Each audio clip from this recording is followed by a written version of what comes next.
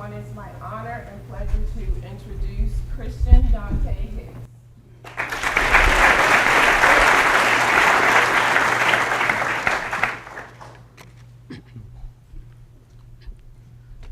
Good afternoon. Whether you know me or not, this is probably the most you will ever hear me talk. And that goes for everyone in here, including my own family. I promise it's nothing personal. I'm just not a talker. I don't really draw a lot of attention to myself or get into any drama with anybody. I mostly just sit in the library all day, completing work that was most likely due 2 weeks prior to me actually doing it. All while listening to either Lil Uzi or XXXTentacion. That's just who I am. I'm just a chill, calm kind of guy. And I believe that is the reputation I built for myself over my 4 years at Gilman. That is how you have all grown to perceive me throughout our time together. And for the most part, it's true. I say for the most part because everyone in here lacks a full understanding of who I truly am. Well, excluding my family. But honestly, I'm pretty sure even they only know about half of the information I'm about to tell you right now. So, in order to get a full understanding of who I am and what I'm about to say, I am going to give you all a little exposition of a time before any of you knew me. Allow me to take you back to when I was in elementary school. For the most part, I was the same. A quiet, chill, calm kind of guy. However, there was one tiny flaw in my personality. I had an extremely short temper. And when I say short, I mean that I would get pissed off over the most petty, simple little things.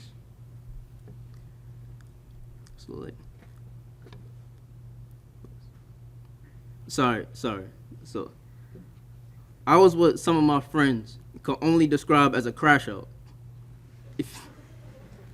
If you're not sure what a crash out is, I'm sure you can find it somewhere on Urban Dictionary or social media somewhere. But just to give you an example, a time where I displayed crash out behavior was in the first grade, when I picked a fight with my best friend, simply because he had the audacity to cut in front of me while we were in line. Another example was 2 years later during a Little League football game, when a person on the other team was blocking me, which was quite literally just his job. Nonetheless, I didn't like it. So I grabbed him by his face mask and flipped him over. Before I even got past the third grade, I had gotten in more fights than the amount of fingers on both of my hands. All of which I am pretty sure were started by me.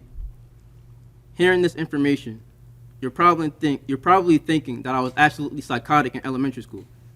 And to be fair, I thought the exact same thing. Which is why I am proud to say that I have not gotten into a single fight since the third grade. When I transferred to another school back in elementary, I decided that I was going to keep the chill aspect of my identity and rid myself of the violent aspect. However, in doing this, I was unintentionally removing an outlet from my emotions. Don't get me wrong, I don't miss picking fights with people. Although if I'm being honest, whenever I did get into a fight, I would feel a lot better afterwards. That is because it allowed me to release all of my negative emotions I was feeling and return back to the chill persona that you all know. Fast forward to today, I will be 100% honest. I still get pissed off just as easily as I did when I was in elementary school. It did not start taking a significant toll on me, however, until I got to high school. It seemed as though I was getting triggered by any minor convenience that came across me, and it would occur throughout the entire day. It would start at school, where I would get irritated by school. I would then go to my squash program outside of school, where I was never satisfied with my performance on the squash court. I would then come home to my mother getting on my case for something ridiculous, like not cleaning the microwave or something like that. In all seriousness, being in the constant state of annoyance was not very beneficial to my mental health at all. It became this cycle of being annoyed at school, going to practice and being annoyed, and then being annoyed at home. And then I had to wake up at 7 a.m. again, which just reset the cycle all over again. Of course, there are periods where I'm able to put my mind at ease, and this cycle is put on a halt. such as senior retreat, Bible study retreat, the seasonal breaks, and just hanging out with my friends over the weekend. However, eventually, the cycle repeats itself at some point. Without an outlet to release these negative emotions, I can no longer get rid of the frustration I had pent up inside.